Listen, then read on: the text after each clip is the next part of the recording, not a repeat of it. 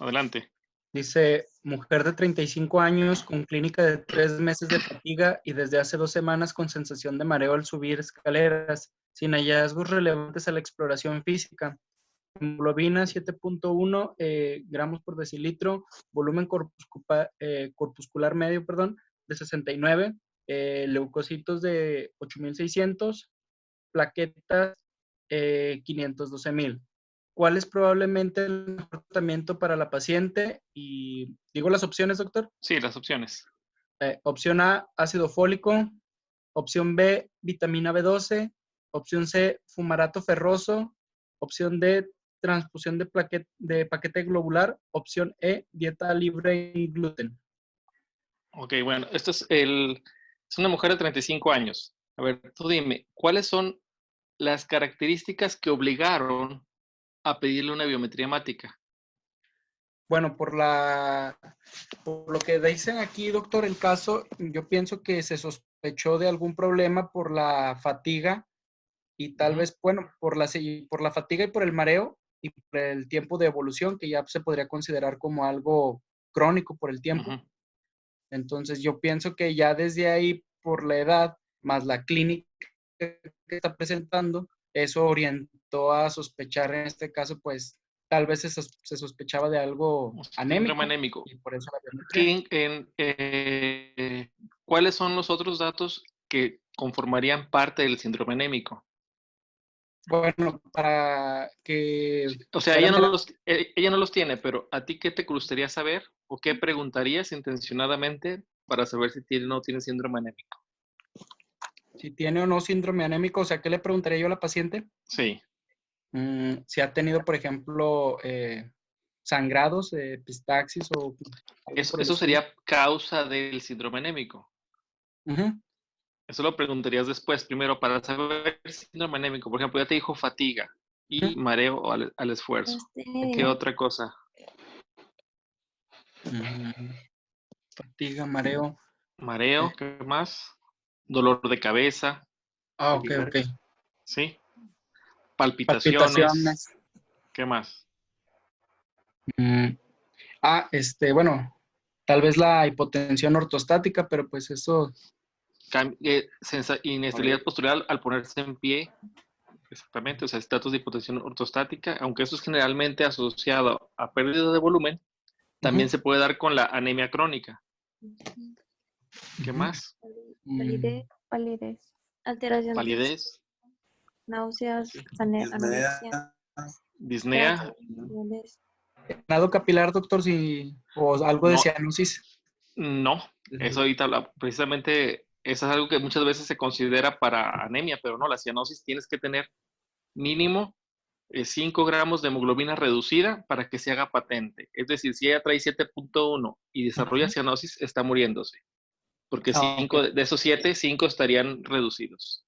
Entonces, esa paciente estaría demasiado grave. Entonces, la cianosis es un síntoma en etapa final. Es más frecuente que la encuentres en un paciente con poliglobulia, un paciente con EPOC que tenga 18, 19, 20 gramos y que él sí tenga cianosis, porque es fácilmente posible tener 5 gramos de hemoglobina reducida. ¿Sí? Ok. Entonces, se fijan, así llegan muchos pacientes y así les va a tocar pacientes que alguien los refiere nada más debilidad y piden una biometría hemática. Por eso su nombre se le llama así, ¿no? Biometría hemática. Bios, vida, metros, medida, ¿sí? Como se consideraba que por cuestión filosófica, descrita en la Biblia, que la vida está en la sangre, se le consideró la medida de la vida a la biometría hemática. Entonces, todavía se acostumbra mucho cualquier síntoma y se piden los de rutina, lo que es la biometría hemática. Ahora, la paciente no tiene no tiene cefalea, no tiene palpitaciones, no refieren palidez, nada. A lo mejor es muy blanca y no se distingue, ¿sí? Pero tiene fatiga y mareo al hacer un esfuerzo, que es al subir escaleras, ¿sí? Perdón, nada más sí, al subir escaleras. Ahora, ¿cómo describirían la biometría hemática? ¿Qué, qué tipo de anemia es? Anemia microcítica. microcítica. No nos refiere nada más. Pero ahí, ¿qué otra cosa podemos encontrar de relevante aparte de la microcitosis? La leucocitosis. Los leucos están normales. Las plaquetas. Perdón, la están elevadas. trombocitosis. Trombocitosis. Sí. Entonces, ¿en qué casos normalmente presentaríamos una trombocitosis en un caso de anemia? Se le llama trombocitosis reactiva. Entonces, en esos casos, ¿nosotros en qué pensamos? Si hay una anemia con trombocitosis reactiva, ¿cuál sería la causa? Ferropenia. Ferropenia, exactamente. Entonces, ahora sí, recordando lo que mencionaban de los sangrados, también hay que empezar a interrogar, así como se presentan la cura clínica del síndrome anémico, también hay que empezar a preguntar sobre las causas potenciales que llevaron al síndrome anémico. Entonces, si es mujer de 35 años, ¿cuál sería la principal sospecha? Si es ferropénica, Pérdidas menstruales. pérdidas menstruales aumentadas. Entonces habría que preguntar intencionadamente, ¿sí? La otra sería netamente nutricional. ¿Por qué? Porque es joven de 35 años. Entonces, a veces se apegan a dietas vegetarianas estrictas, etcétera, ¿sí? Por cuestiones estéticas. O por puras pérdidas menstruales. Ahora, hablando de que es ferropenia, ¿qué datos específicos preguntaríamos de la cuestión clínica para saber si hay ferropenia? Ya preguntamos palpitaciones, cefalea, pero específicamente asociadas a la ferropenia. Pica. Pica, ¿sí? ¿Cómo se lo preguntarían? Si le gusta masticar hielo o maceta, bueno, o barro. Uh-huh. Sí, la maceta estaría muy difícil, está muy grande. No veo eso. Tiene la lengua lisa roja. Sí, lengua lisa roja brillante. Lo que dijeron, la pica es muy característico. El hielo, que se llama pagofagia. O geofagia, como dijeron, comer también el barro, la tierra. Pero no solamente es exclusiva de eso. O sea, para tierra es geofagia, para hielo es pagofagia. Pero la pica es en general que le dé por comer cualquier cosa no nutritiva. Masticar lápices, plásticos, pero de forma que se los coma realmente, no nada más que los mastique, porque mucha gente los mastica sin tener pica, ¿sí? Pero también cabello frágil, las uñas, ¿cómo se llaman las uñas asociadas a la ferropenia? Coiloniquia, ¿sí? ¿Cómo se llama una deficiencia tan severa que causa disfagia? Síndrome de Plummer-Vinson o Patterson-Kelly, que causa anemia ferropénica, disfagia por formación de membranas esofágicas y coiloniquia, ¿sí? Consúltelo, síndrome de Plummer-Vinson o síndrome de Patterson-Kelly, ¿sí? Entonces, ya vimos que la paciente tiene anemia microcítica, ¿sí? ¿Qué otros datos de la biometría hemática que no están ahí nos interesaría saber para apoyar más el diagnóstico de una anemia ferropénica? Ferritina sérica. Ese no es parte de la biometría, eso sería parte de la confirmación. La hemoglobina corpuscular media. Ferritina. No, la ferritina es del perfil de hierro, pero específicamente la probiometría. Pediríamos ver la hemoglobina corpuscular media para que fuera una microcítica hipocrómica. ¿Qué más? ¿Qué otro? Reticulocitos. Ese se pide especialmente y sería útil. Pero antes de eso, con la pura biometría hemática.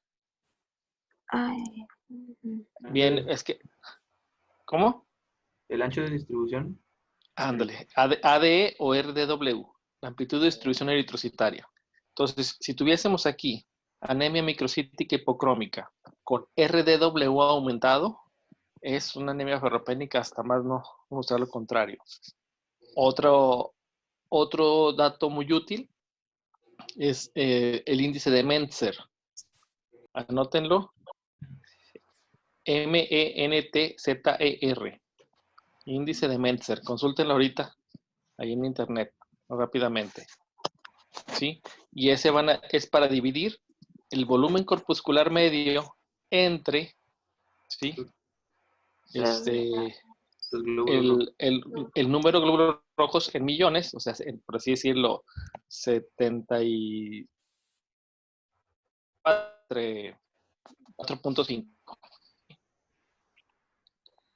Y si para definir las talasemias, el rasgo talasémico, ¿sí? ¿Estamos? Sí. ¿Alguien que lo encontró ya lo encontró? Sí, A ver, dígalo. es la relación entre el volumen corpuscular medio y el recuento de glóbulos rojos. Sirve para diferenciar anemias ferropénicas de las talasemias. Ok. Entonces, las talasemias son las más microcíticas. Entonces, tienen muchos eritrocitos, por decirlo, 6 millones, 6.5 millones, 5 millones y medio, o sea, eritrocitos muy altos, y el volumen corpuscular muy bajo, ¿sí? Entonces, es útil. El corte es 13, ¿sí? Entonces, ese también es útil, ¿sí? Entonces, ¿cómo estaría en este caso? Aumentado. Mayor a 13. Mayor a 13, ¿sí? Entonces, ¿qué más? Bueno, entonces ya vimos lo que es las características. Ahora, ahora sí, ¿cuál sería el tratamiento? Fumarato ferroso. El fumarato ferroso. Trae 7.1 de hemoglobina, ¿por qué no la transfunden?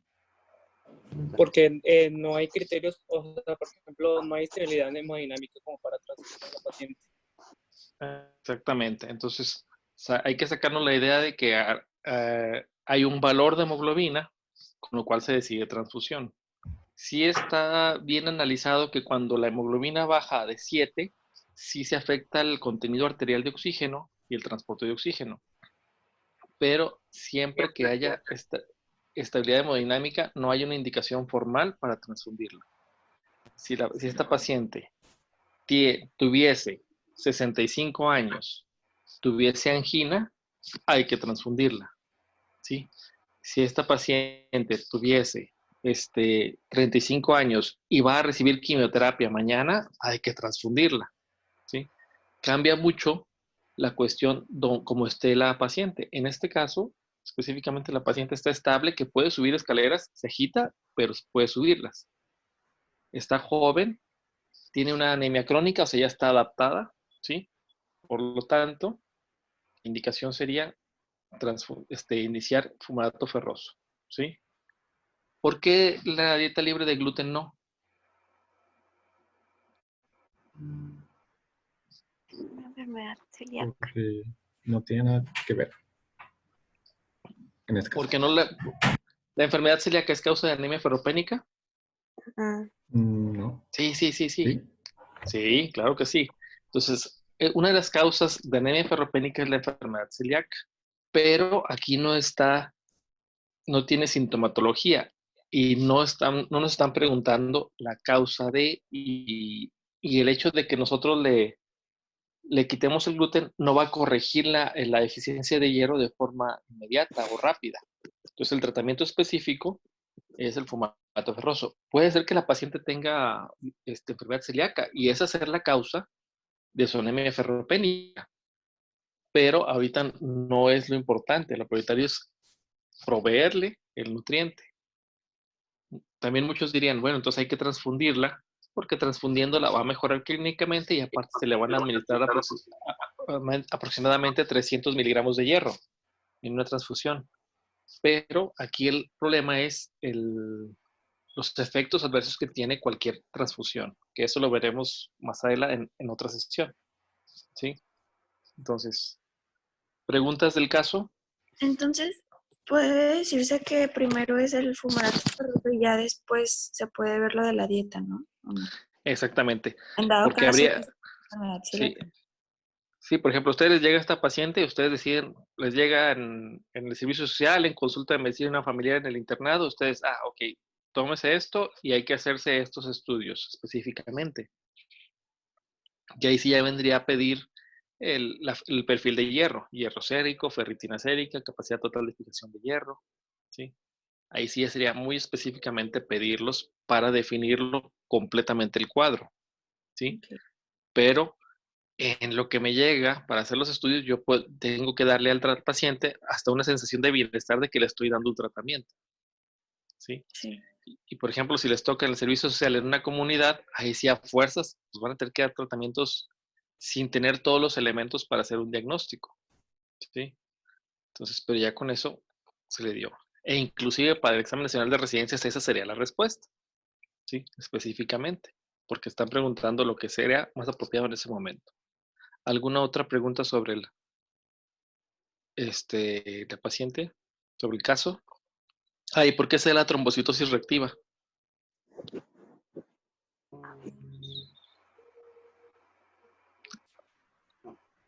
Bueno, lo van a consultar. Si se dan cuenta, o sea, el objetivo de los casos no es nada más contestar la pregunta, ¿sí? Cuando me pidieron estos temas, yo les dije, yo no soy el profesor es el doctor Muñiz, entonces yo lo que puedo hacer es dar asesorías. Las asesorías es, yo les propongo algunas cuestiones y ustedes las estudian, ¿sí? Como en este caso los casos, ¿sí? Ustedes, pero tienen que profundizar en detalles que ustedes no sepan, ¿sí? Ok. Bueno, ¿preguntas sobre el caso 1? No. No, vamos con el caso 2. ¿Alguien que lo lea? Mujer de 63 años con cuadro clínico de 5 días con ictericia y letargo. Tiene antecedentes de CUSI e incluso se realizó hemicolectomía de derecha hace 6 meses, que requirió hemotransfusión de 2 picogramos. En la exploración se observó ictericia, frecuencia cardíaca de 80 latidos por minuto, presión arterial 135-88 milímetros de mercurio. En examen de orina negativo para bilirrubina, pero con urobilinógeno aumentado. Hemoglobina 6.1, volumen corpuscular 109, reticulocitos 368.000. Flujo de sangre periférica. Sí, prótesis de sangre periférica muestra esferocitos y policromatofilia. ¿Cuál Hasta ahí sería le la? dejamos. Hasta ahí le dejamos. Vamos a analizar el caso. Entonces, usted misma, doctora, tiene una mujer de 63 años y le llama la atención que ella llega ¿Por ictericia? pero primero, ¿qué es lo que tiene? 5 días con Con ictericia y letargo.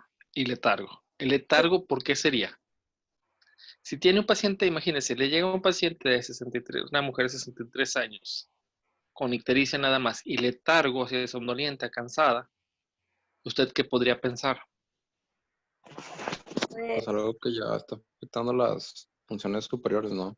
Neurológica, ¿no? Ajá. Exactamente, es un defecto neurológico. Podría llegar inclusive a confundirse con una encefalopatía hepática, porque lo está viendo ictérico y está con letargo. Obviamente, como dice, es mujer, es poco probable, ¿sí? Bueno, y luego tiene antecedentes de CUSI, ¿sí? Tiene antecedentes de hemicolectomía, ¿sí?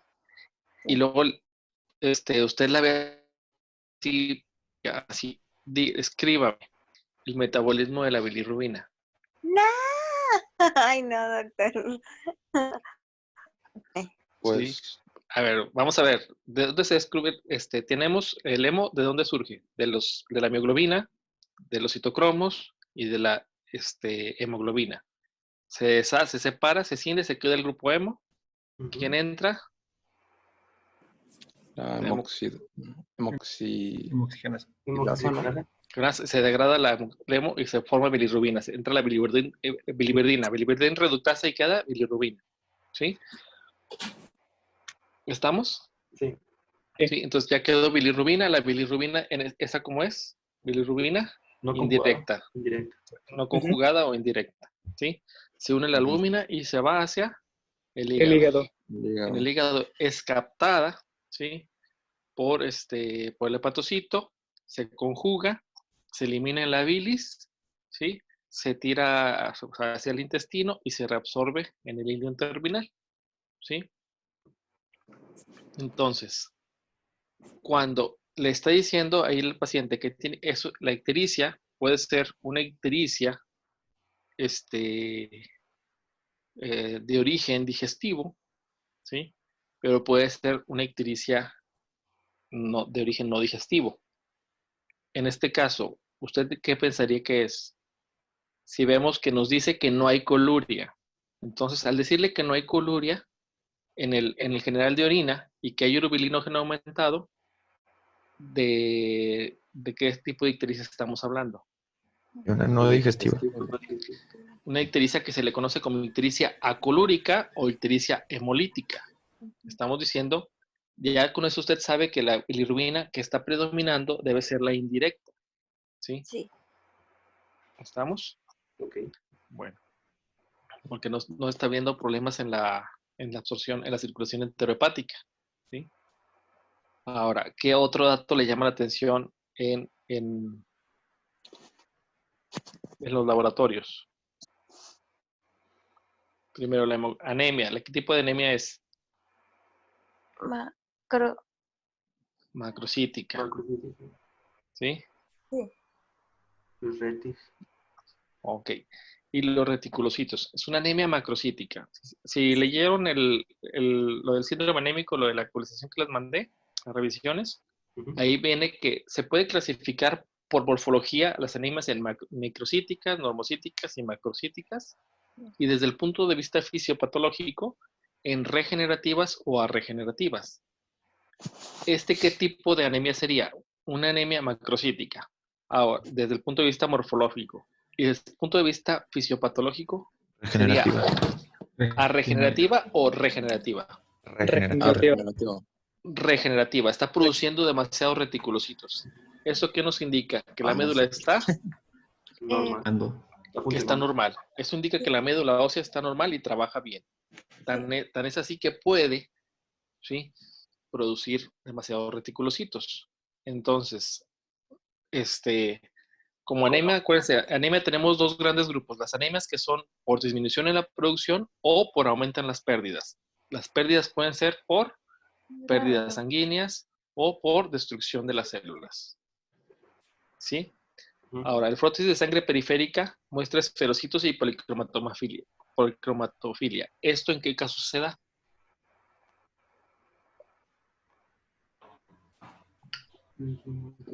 Pues, Lo de la... pues es un aumento en la concentración de hemoglobina la media. ¿Sí? Entonces, los esferocitos, ¿por qué se dará un esferocito?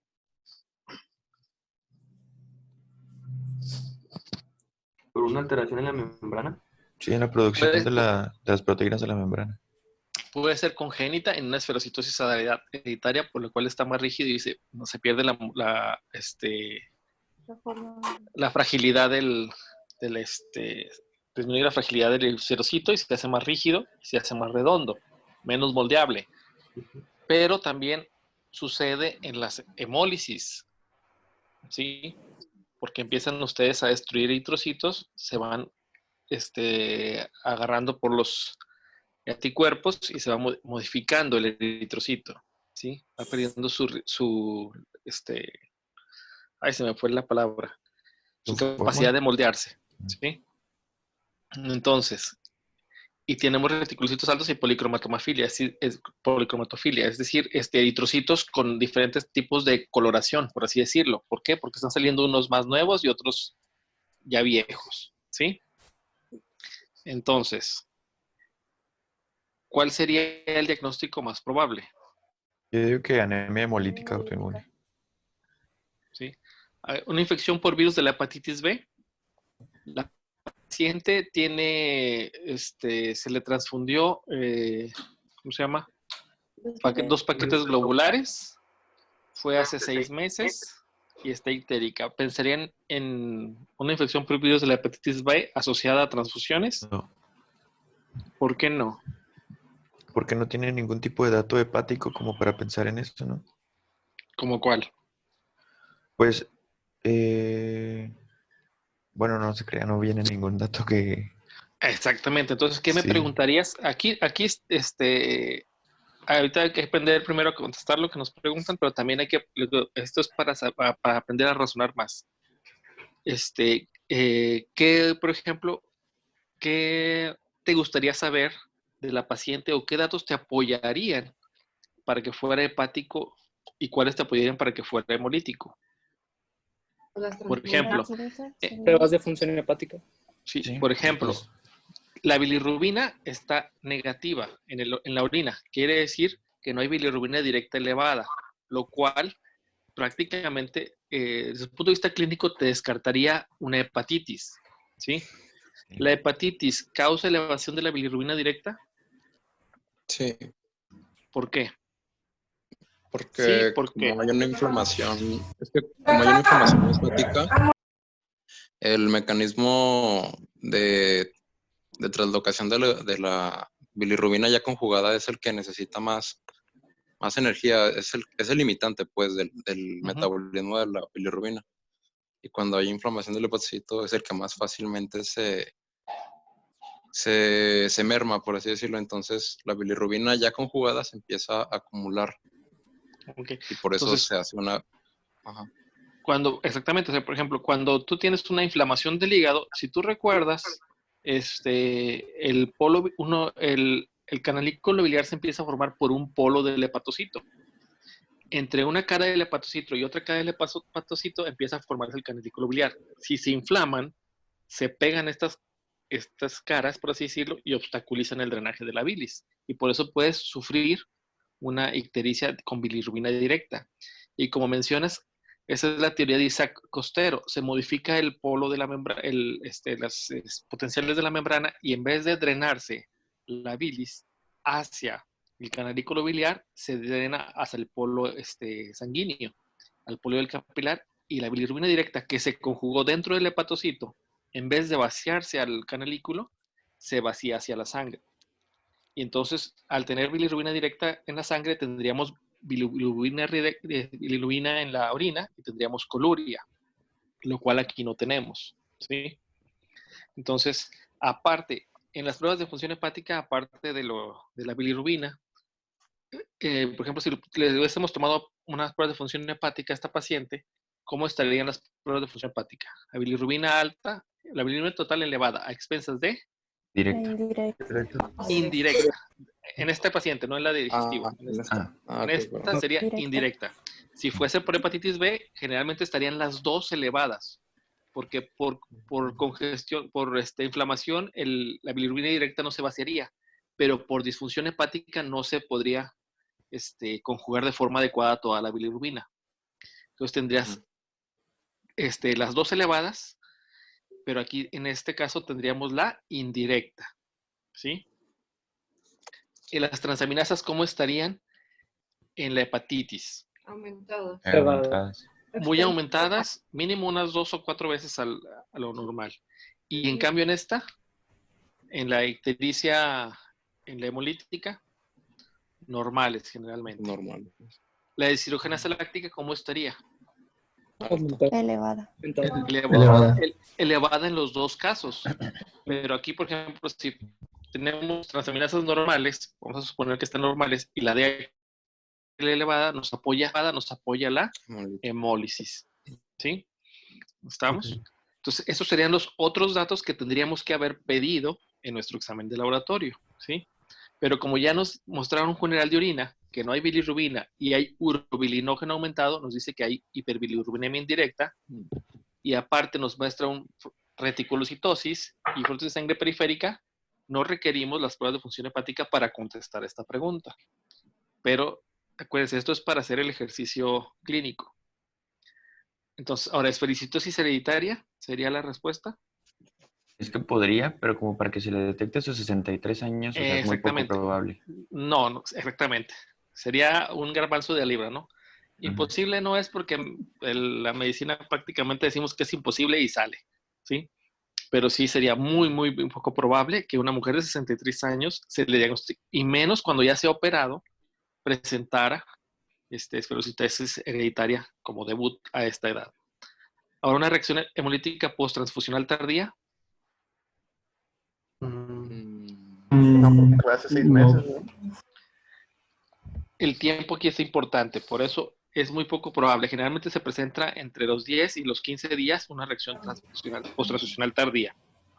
Entonces, también no es considerada como una posibilidad. Ahora, anemia hemolítica autoinmune, Esa es la más probable. esa sería la más probable. Deficiencia de folato, tiene macrocitosis. ¿La anemia hemolítica tiene macrocitosis? ¿Tiene qué? La anemia hemolítica tiene macrocitosis porque Sí. la deficiencia de folato sí. La anemia hemolítica sí, ¿por qué? Pues por la alta producción. La alta Es producción de una qué. producción de eritrocitos, es una producción deficiente. No, pero tendría macrocitosis, por eso. No, se supone que es, ¿no.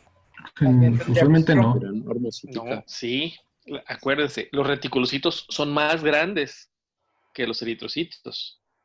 Entonces, las anemias hemolíticas, como te está produciendo, te está sacando células más tempranas, tienen un tamaño mayor. Puede llegar a sacar eritroblastos, dependiendo de la severidad de la anemia, ¿sí? Entonces, acuérdense, los reticulocitos son más grandes que los eritrocitos, por eso puede tener macrocitosis, ¿sí? Por eso la paciente tiene 109, ¿sí? ¿Estamos? Ok. Sí, entonces, ¿cuál sería el diagnóstico? Anemia hemolítica autoinmune, ¿sí? Doc, además de que si fuera una deficiencia de folato, sería una anemia no regenerativa, ¿no? Exactamente. Una deficiencia de folatos te daría una anemia arregenerativa. Entonces, Doctor, ¿sí? entonces, ¿tiene el volumen corpuscular medio aumentado por los reticulocitos o por la esferocitosis o por ambos? Por los reticulocitos. Los esferocitos pueden ser, son de las células que están destruyéndose, que ya están siendo atacadas en la sangre por los anticuerpos. Se van modificando. Y ya inclusive empiezan a disminuir su tamaño un poco, ¿sí? Pero los reticulocitos, por eso tiene policromatofilia y por eso tiene poiculocitosis, que aquí no se ve. Tiene eritrocitos muy grandes y eritrocitos promedio y otros chicos, ¿sí? Porque va a depender mucho de en qué momento usted le haga el examen. Si el paciente acaba de empezar con una hemólisis ayer, es poco probable que detecte macrocitosis. Si ya lleva varios días, es más probable que la detecte. ¿Sí me explico? Sí. Que apenas van saliendo los reticulocitos, ¿sí? Entonces, por eso descartaríamos también la deficiencia de folato por lo que mencionamos, lo que mencionó ahorita el compañero. Sí, los reticulocitos están aumentados, cosa que no se presentaría en una deficiencia de folato, ¿sí? ¿Preguntas? Doctor, dijo hiperbilirrubinemia indirecta. Indirecta Por la en la ictericia hemolítica. Sí, destruyen a la hemoglobina, grupo hemo, se libera biliverdina y se transforma en bilirrubina. ¿Sí? Ok. Entonces, hay que recordar que les preguntan muchas datos, por ejemplo, como el antecedente del CUSI, que es una enfermedad autoinmune, ¿sí? Y entonces, por eso también la anemia hemolítica es autoinmune. Entonces, un paciente que ya tiene una enfermedad autoinmune puede tener otra autoinmune, ¿sí? Vamos con si no hay preguntas de este caso, vamos con el caso 3. ¿Algún valiente? ¿Alguien que lo lea? Mujer de 51 años se presenta por molestias de dolor en la boca. No tiene antecedente de disfagia ni de pérdida de peso. Tiene antecedente de hipertensión arterial sistémica e hipotiroidismo. No sigue ninguna dieta específica. Usa enalapril 10 miligramos cada 12 horas y levotiroxina 100 microgramos por día. En la exploración física llama la atención áreas de hipopigmentación en manos y pies, sin otros datos relevantes.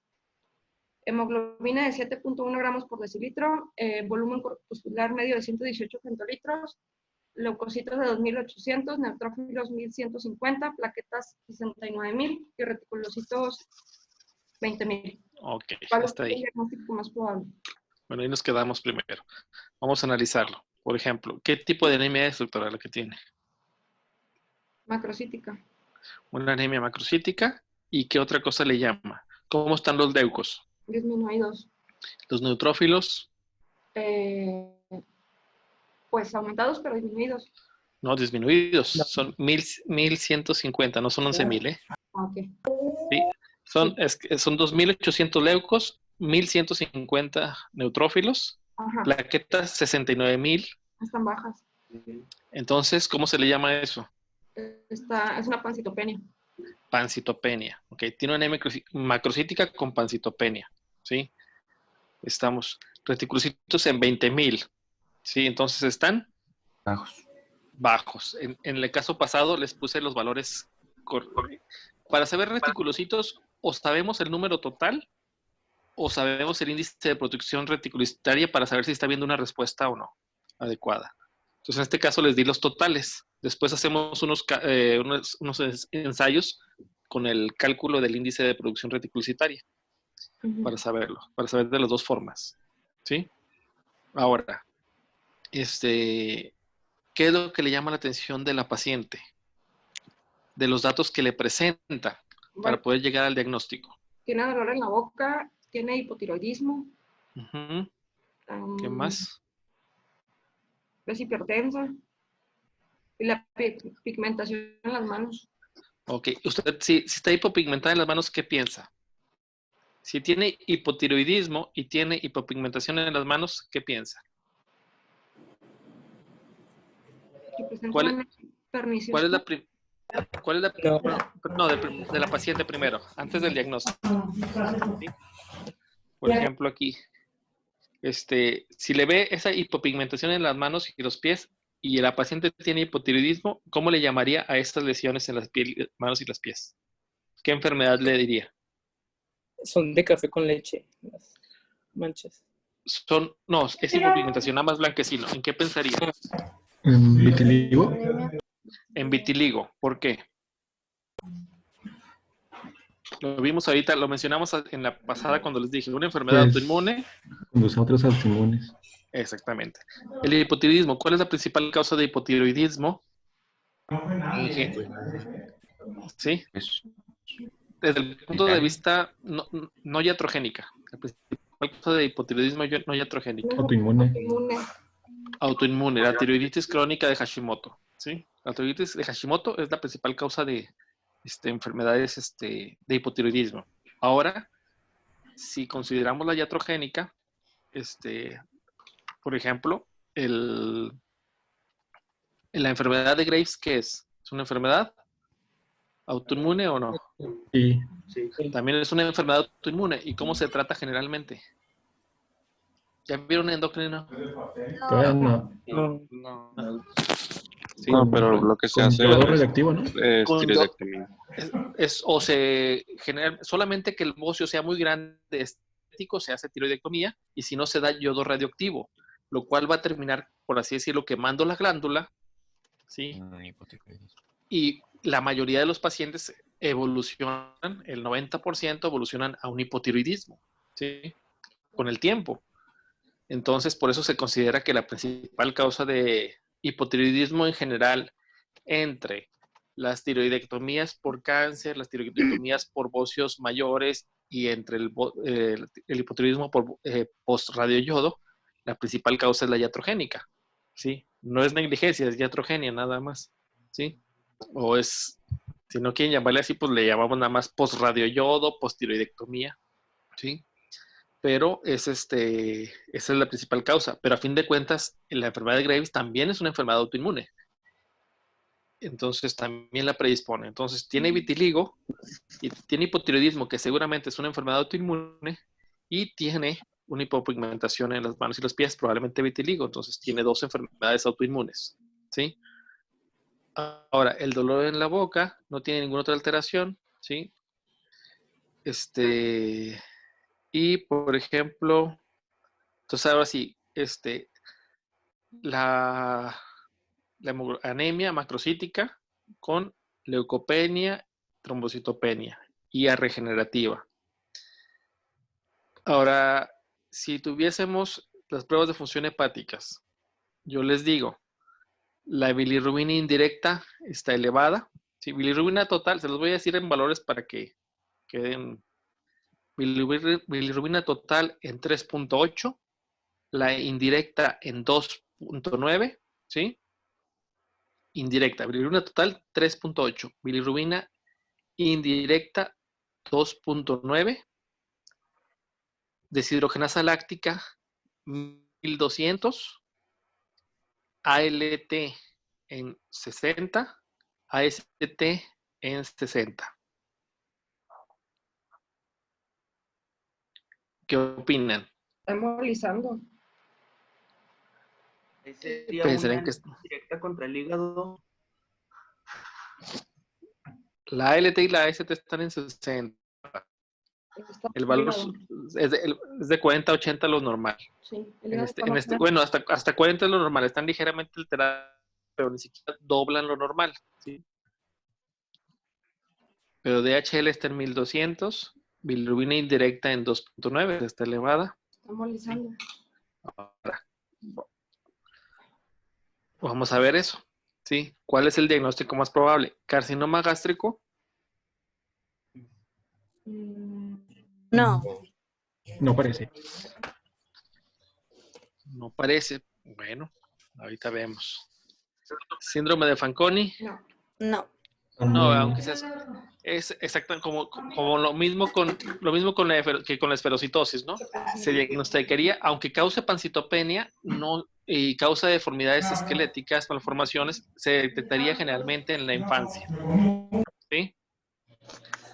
Ahora, anemia perniciosa Pudiera ser. pudiera ser.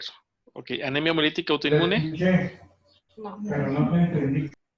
La hemolítica autoinmune no, porque los reticulocitos están disminuidos.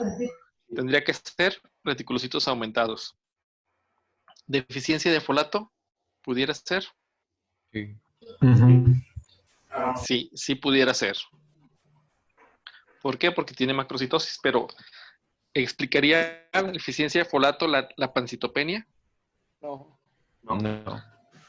Bueno, entonces un carcinoma gástrico podría explicar una pancitopenia en caso de que metastatizara hacia médula ósea y causara una anemia mieloptística, o sea, una anemia por infiltración. Sí. Pues ahí sí, pero entonces sería un Pues sí, pero carcinoma óseo, ¿no? no tiene pérdida de peso. No tiene Ataque exógeno. disfagia ni pérdida de peso. Carcinoma gástrico avanzado, que ya hubiese llegado a la médula, ya nos hubiera dado muchas manifestaciones a nivel digestivo. Hubiera tenido pérdida de peso, ya hubiese tenido sensación de plenitud postprandial, ya hubiese tenido disfagia, ya hubiese tenido vómitos antes de llegar a metastatizar, ¿sí? O sea, sería muy raro que inclusive que el paciente llegara a tener anemia mielotística. Si es posible, más sería demasiado raro, ¿sí? Entonces tampoco encajaría. Pero, por ejemplo, tiene una anemia macrocítica. ¿Cuáles son las causas principales de anemia macrocítica? Evidencia de folato y de B12. Ok, deficiencia de B12. Muy bien. ¿Un carcinoma gástrico pudiera causar deficiencia de vitamina B12? Sí. No, Sí. no, ¿Por qué? porque Por una mala producción del factor intrínseco. Exactamente. En caso de que estuviera afectando la producción de factor intrínseco. Esa sería la potencial explicación.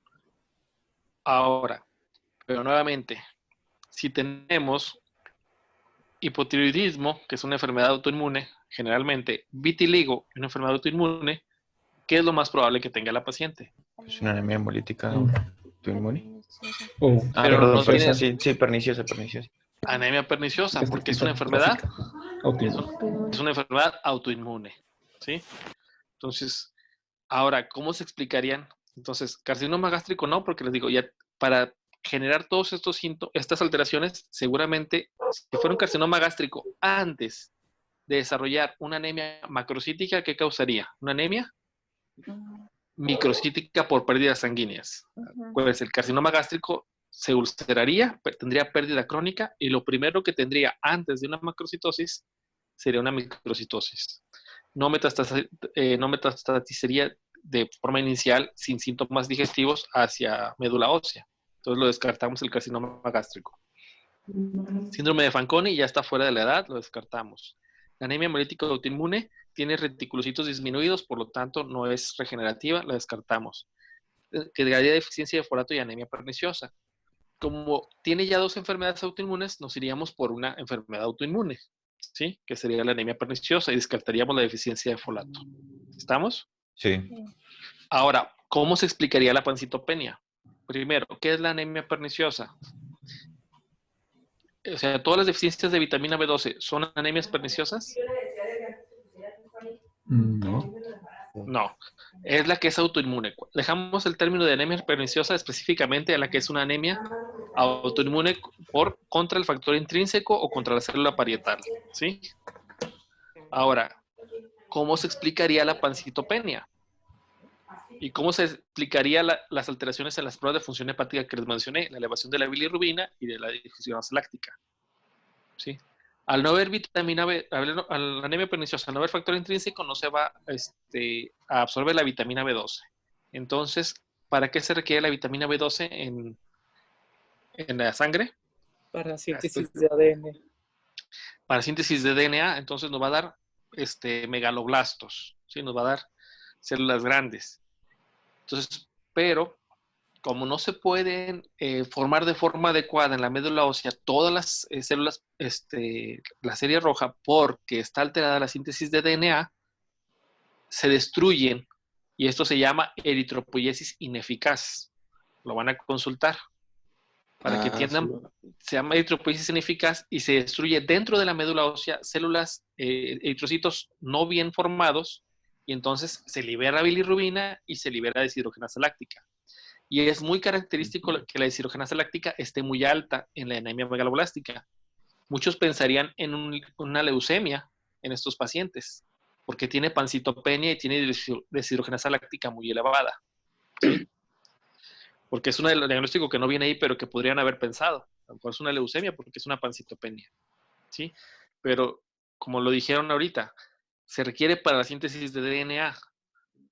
Entonces también se requiere para la síntesis del DNA de los neutrófilos y de los macariocitos. Por lo tanto, va a afectar a todas las líneas. Siempre afecta primero a los eritrocitos porque son de los de más recambio, ¿sí? Porque son de mayor productividad. Pero terminan afectando todas las series, ¿sí? Una anemia perniciosa de grado avanzado. ¿Estamos? Doctor, entonces con eso, si en el caso dijera que tiene disfagia, ya estaría muy difícil con solo el caso quitar si sería carcinoma gástrico o anemia perniciosa, ¿no? Porque las dos cosas pueden causarlas, todo lo que dice el caso. Sí, pero el carcinoma gástrico, como te causaría pérdidas digestivas de sangre, la macrocitosis no sería lo común. Sería microcitosis porque hay pérdidas digestivas. El carcinoma gástrico te da sangrado. Y te da microcitosis. Y si te las juntan las dos, microcitosis por la pérdida sanguínea y macrocitosis por la deficiencia de factor intrínseco, entonces, ¿cómo sería la anemia generalmente? Normocítica. Sí, normocítica. Porque se mezclan las dos deficiencias. O no te daría valores tan altos de volumen corpuscular medio. Casi siempre, cuando el volumen corpuscular medio es arriba de 115, casi siempre es una anemia megaloblástica. Son pocas las otras causas que te causen una macrocitosis tan notable que no sea anemia megaloblástica, ¿sí? Okay. Así como las talasemias son las anemias más microcíticas, ¿sí? Las anemias megaloblásticas son las anemias más macrocíticas, ¿sí? Muy bien. ¿Preguntas hasta aquí? No.